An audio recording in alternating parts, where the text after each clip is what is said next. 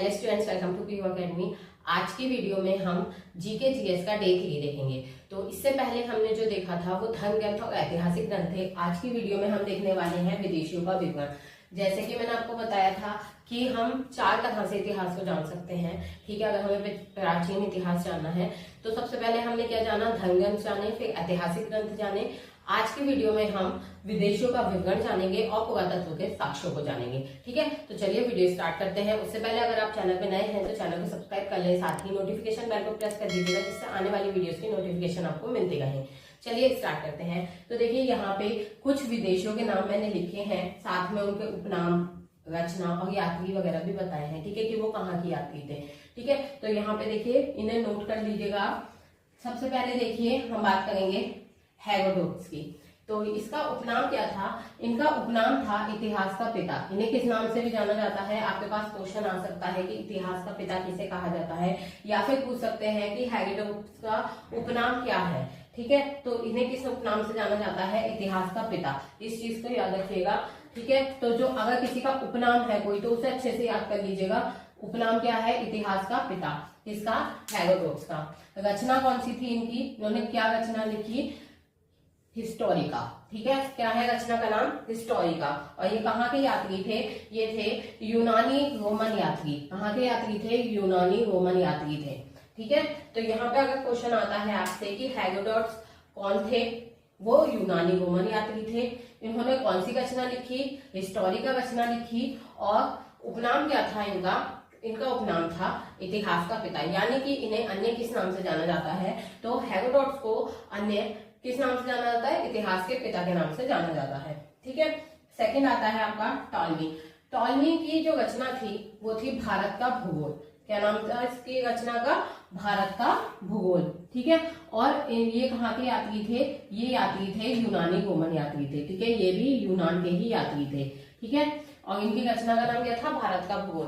साथ साथ याद करते चलेंगे, टॉलमी की रचना का नाम क्या है? भारत का भूगोल। ठीक है, और हेरोडोटस की रचना का नाम क्या है? हिस्टोरिका। हिस्ट्री से मिलता जुलता नाम है, याद हो जाएगा, जल्दी याद हो जाएगा। ठीक है, तो इनकी रचनाओं के नाम जरूर याद रखिएगा। फिर आते हैं मेगास्थनीज। ये किसके, इनकी रचना का नाम क्या था?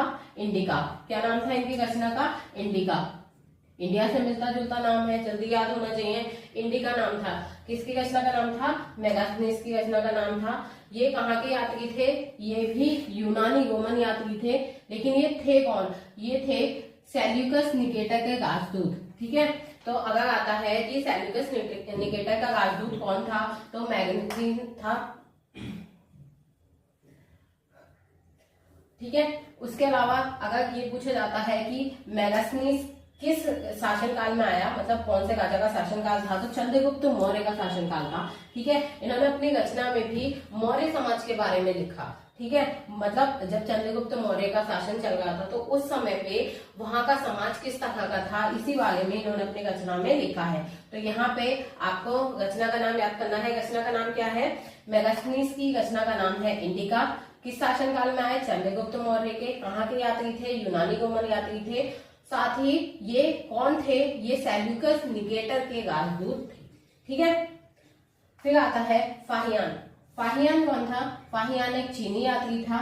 ठीक है, और ये किसके शासनकाल में आया? चंद्रगुप्त मौर्य के शासनकाल में ये आया था। इसमें यहाँ पे इन्होंने कोई रचना नहीं की है, लेकिन फाहियान ने जो भी इनकी नोट्स मिलते हैं, ठीक है, वो कैसे मिलते हैं? जिसमें मौर्य समाज के बारे में लिखा गया है। ठीक है, मौर्य समाज उस समय, इस समय क्या मध्य प्रदेश हो गया वो। ठीक है, तो उस समय के शासनकाल में जैसा भी समाज था, वहां का रहन सहन, खान पान, उन सब के बारे में फाहियान ने लिखा है। ठीक है, ये कौन थे? चीनी यात्री थे।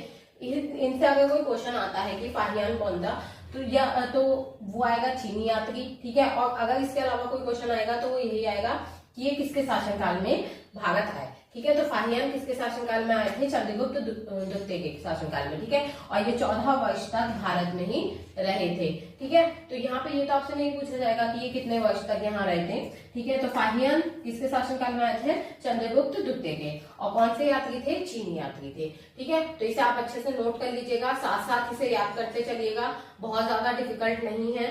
ठीक है, नाम याद हो जाएंगे, बहुत ज्यादा नाम मैंने नहीं लिख पाए हैं। ठीक है, जो मेन है, जो ज्यादातर पूछे जाते हैं, वही नाम मैंने यहाँ पे नोट करवाए हैं आप लोगों को। ठीक है, बहुत सारे नाम मैंने यहाँ नोट नहीं करवाए हैं, और थोड़े से और है वो और देख लेते हैं। ठीक है, नेक्स्ट है हैनसांग। हैनसांग की रचना कौन सी थी? सीयू की। ठीक है, हैनसांग की रचना कौन सी थी? सीयू की। यात्री कौन से थे? ये भी एक चीनी यात्री थे, और किसके शासनकाल में आए? हर्षवर्धन के। ठीक है, तो अगर आपसे क्वेश्चन पूछा जाता है कि राजा हर्षवर्धन के शासनकाल में कौन सा चीनी यात्री आया या फिर कौन सा यात्री आया, तो वो थे हैनसांग। ठीक है, ये एक चीनी यात्री थे और इन्होंने कौन सी रचना की? सीयू की। ठीक है, ये एक यात्रा वृतांत है। यात्रा वृतांत होता है कि जब हम कहीं घूमने जाते हैं, हमने वहां पे क्या देखा, उसे नोट करना कहीं पर। ठीक है, तो ऐसे ही जो इन्होंने यहाँ भारत आए और उसके बाद जो देखा उसे एक जगह पर नोट किया, जिसका नाम है सीयू की। ठीक है, उस रचना का नाम है सीयू की। उसके बाद नेक्स्ट आते हैं इब्न बतूता। इब्न बतूता की जो रचना है वो रिहला है। क्या नाम है? रिहला। और ये कौन से यात्री थे? ये अरबी यात्री थे। ठीक है, उसके बाद आता है तारानाथ। तारानाथ कौन थे? तारानाथ भी एक तिब्बती यात्री थे। ठीक है, ये भी यात्रा करने यहाँ आए थे। इन्होंने 2 रचनाएं की। ठीक है, कंग्यूर और तंग्यूर, 2 रचनाएं की इन्होंने। ठीक है, नाम याद रखिएगा, कंग्यूर और तंग्यूर। तारानाथ ने 2 रचनाएं की, कंग्यूर और तंग्यूर। ये तिब्बती यात्री थे। इन्होंने क्या किया था? इन्होंने जो भारतीय उपमहाद्वीप है, यानी कि भारत की जो संस्कृति है, ठीक है, उसके बारे में जो भी जानकारी ली थी, ठीक है, वो लिखा था कंग्यूर और तंग्यूर नामक 2 रचनाओं में। कौन थे? तारानाथ, तिब्बती यात्री थे। इसके साथ यहाँ पे हमारा ये टॉपिक कंप्लीट होता है कि विदेशों का विवरण, विदेशों के किस किस रचना से या फिर उनके द्वारा मिले हुए कौन से प्रमाण पत्र थे जिनके द्वारा हमें भारतीय इतिहास के बारे में पता चलता है। ठीक है, ये इसमें हमने जाना, क्योंकि यहाँ पे देखिए जो भी ऐसे यात्री थे, जैसे कि हर्षवर्धन के समय में आए हुए यात्री थे, चंद्रगुप्त के समय में आए हुए यात्री थे, तो इन्होंने मौर्य समाज के बारे में बताया। यानी कि इससे हमें पता चलता है कि जब राजाओं का समय था, यानी कि चंद्रगुप्त मौर्य का समय था या हर्षवर्धन का समय था, तो उस समय भारतीय समाज कैसा था। ठीक है, या फिर यहाँ पे अगर हम देखें तो भारत की जो संस्कृति रही, ठीक है, तारानाथ ने ये बताया कि वहां की संस्कृति कैसी थी। ठीक है, इब्न बतूता में हमें देखने के लिए मिलता है, रिहाला एक अरबी भाषा का ग्रंथ है। ठीक है, इसमें क्या है? इसमें भी भारतीय संस्कृति के बारे में हमें जानने के लिए मिलता है। ठीक है, भारतीय इतिहास के बारे में हमें चीजों को जानने का मिलता है, क्योंकि देखिए अगर हम भारत की संस्कृति को जानेंगे, भारत के इतिहास को जानेंगे, तभी हम ये जान पाएंगे कि प्राचीन भारत कैसा था। ठीक है, तो यहाँ पे इन रचनाओं को अगर हम पढ़ें तो हमें ये पता चलेगा कि हमारी जो प्राचीन भारत की संस्कृति थी, भारत के लोग थे वो कैसे थे, भारत का राजकाल था वो कैसा था। ठीक है, ये सब हमें इसमें जानने के लिए मिलता है। ठीक है, तो विदेशों के विवरण से भी हमें ये पता चलता है कि भारत का जो प्राचीन इतिहास था वो कैसा था। ठीक है, तो यहाँ पे आपका ये टॉपिक कंप्लीट होता है। अब हम नेक्स्ट टॉपिक देखते हैं। चलिए अब हम आगे देखते हैं। नेक्स्ट हमारा पॉइंट है पुरातत्व संबंधी साक्ष्य। पुरातत्व संबंधी साक्ष्य में हम उन साक्ष्यों को लेते हैं, यानी कि हम उन सबूतों को लेते हैं, साक्ष्य मतलब सबूत होता है, उन सबूतों को लेते हैं जिससे कि हमें ये पता चलता है कि प्राचीन इतिहास कैसा था, यानी कि हमारे भारत पहले कैसा था। ठीक है, हमारे भारत में पहले क्या होता था, कैसा था, इस चीज़ के बारे में हम नहीं जानते क्योंकि हम नहीं थे। तो हम उस समय की जो चीज़ें हैं जो कि खुदाई में मिली हमें या फिर हमने खोजी हैं, तो उन्हें देखकर हम एक अंदाज़ा लगाते हैं कि प्राचीन समय इस तरह का रहा होगा। ठीक है, तो यहाँ पे देखिए पहला पॉइंट है आपका, सर्वप्रथम भारतवर्ष का जिक्र हाथी गुम्फा अभिलेख में है। ठीक है, तो आपके पास अगर क्वेश्चन आता है कि सर्वप्रथम भारतवर्ष का जिक्र कहाँ किया गया है, तो वो हाथी गुम्फा अभिलेख में किया गया है। ठीक है, नेक्स्ट पॉइंट आपका आता है सती प्रथा का पहला लिखित साक्ष्य ऐगण अभिलेख में मिलता है। ठीक है, कहाँ मिलता है? ऐगण अभिलेख में। क्या मिला है? सती प्रथा का लिखित साक्ष्य। ठीक है, ये चीज याद रखिएगा, सती प्रथा का लिखित साक्ष्य मिला है ऐगण अभिलेख में। लिखित साक्ष्य मतलब लिखा हुआ मिला है। ठीक है, ऐगण अभिलेख में मिला है। क्या पता चलता है इससे हमें कि प्राचीन भारत में भी सती प्रथा का प्रचलन था। ठीक है, उसके बाद थर्ड आता है अभिलेखों का अध्ययन इपिग्राफी कहलाता है। ठीक है, इपिग्राफी किसे कहते हैं? अभिलेखों के अध्ययन को इपिग्राफी कहते हैं। नेक्स्ट देखिए, प्राचीनतम सिक्कों को आहत सिक्के कहा जाता है। ठीक है, आहत सिक्के किन्हें कहते हैं? प्राचीनतम सिक्कों को क्या कहते हैं?